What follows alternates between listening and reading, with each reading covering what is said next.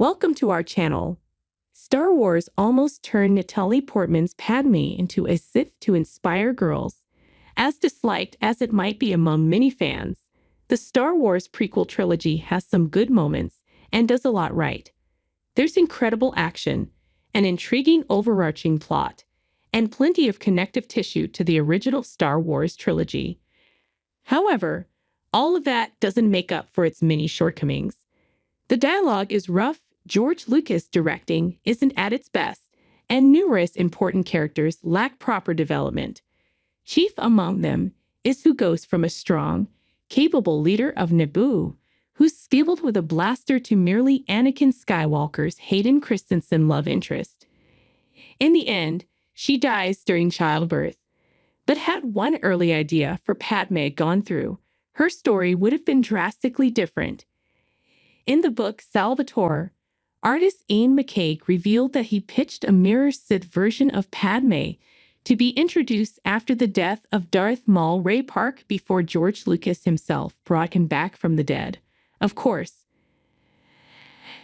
felt this was a great opportunity to introduce a strong woman character, to give girl fans an icon, he said, explaining that she would serve as evidence that women could find fulfillment in the dark side just as men do and stand toe-to-toe with the Jedi. Though this evil Padme never made it to the big screen, with Count Dooku Sir Christopher Lee taking her place as Maul's successor, McCaig at least worked on the design of the character. What he came up with is nothing short of impressive. As Iain McCaig notes in The Art of Star Wars: Attack of the Clones, the idea behind his dark side version of Padmé Amidala was to inspire young women.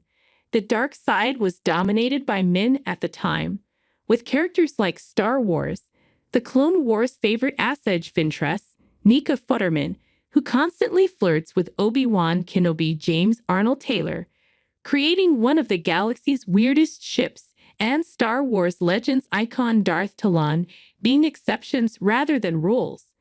Thus, he put a lot of work into the character's design, making her appear elegant yet terrifying. When looking at McCaig's take on the Dark Queen, there's some resemblance to Padme's intricate Star Wars Episode I The Phantom Menace Queen of Naboo look.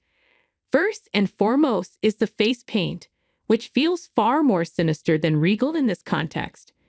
Surrounding her painted face is long, wavy hair that appears more unruly and twisted than her neatly fashioned royal hairstyle from the 1999 film. She also wears a small crown and has adopted piercing Sith eyes, driving home her devotion to the dark side.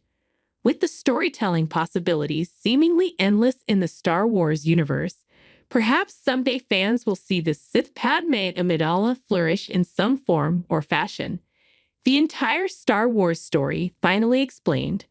A long time ago, in a galaxy far, far away, a farm boy on a desert planet dreamed of joining a rebellion and saving a princess from a Dark Lord.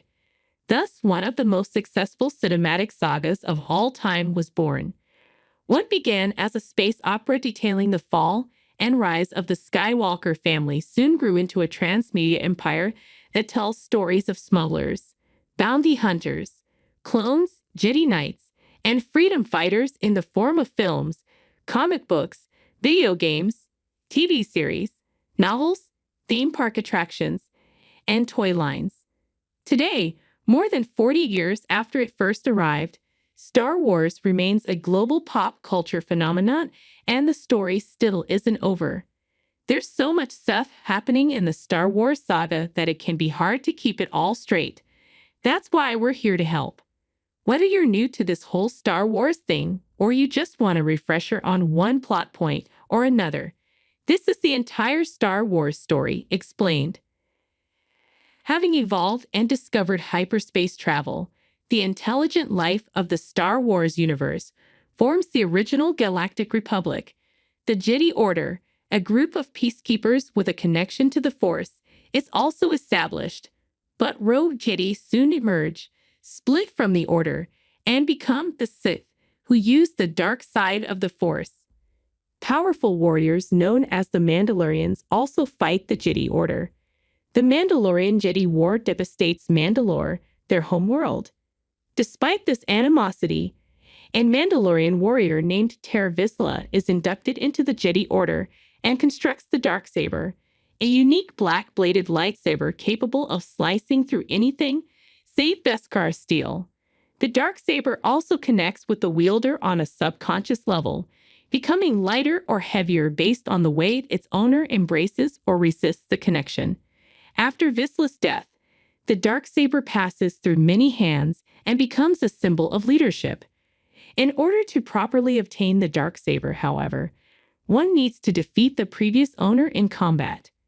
After centuries of conflict, the Sith are seemingly wiped out in the Jedi-Sith War.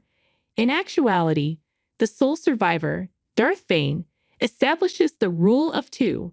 It dictates there can only be two Sith at one time, a master and an apprentice. This prevents infighting among multiple Sith lords and allows the Sith to go undercover. Around this time, the long-lived Maz Kanata is born, along with future Jedi Grandmaster Yoda.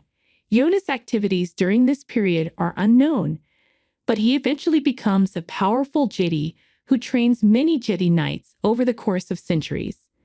With the Sith seemingly eradicated, the Galactic Republic enters the High Republic era.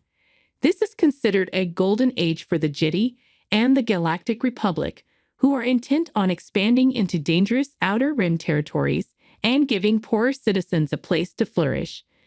This leads to the creation of Starlight Beacon, an enormous space station placed in a dark zone to help travelers find their way. Despite the relative peace of the era, the Jedi still contend with disasters and conflict. After the freighter Legacy Run comes apart, large pieces of debris shoot out of hyperspace at near light speed, colliding with planets and killing billions. This catastrophe is caused by the Nihil, a marauder group that extorts planets about to be hit by the dangerous debris. Though the Jedi and Republic work together to stop the Nihil, the conflict leads to the destruction of Starlight Beacon. The Nihil proceed to become the controlling power in the Outer Rim. Elsewhere, near the end of the High Republic era, Count Dooku becomes one of the greatest Jedi of his generation and trains future Jedi Master Qui-Gon Jinn. However, his interest in the dark side proves to be his undoing. In time, artifacts from this and earlier eras become highly sought after by both Jedi and Sith, looking to increase their storehouses of knowledge and power. Other artifacts become the targets of rogue archaeologists like Dr. Aphra, who sell ancient weapons to the highest bidder. As the Jedi continue serving as the Galactic Republic's peacekeepers, the surviving Sith secretly begin plotting to overthrow them. They work with only 2 members at a time in the shadows of Republic prosperity. It's near the end of this millennium of peace that Darth Sidious, a Sith Lord who is also secretly Senator Sheev Palpatine of Naboo, sets his plan to eradicate the Jedi and seize control of the Republic's government in motion. To the highest bidder. Thanks you for watching. Stay connected with us for more videos.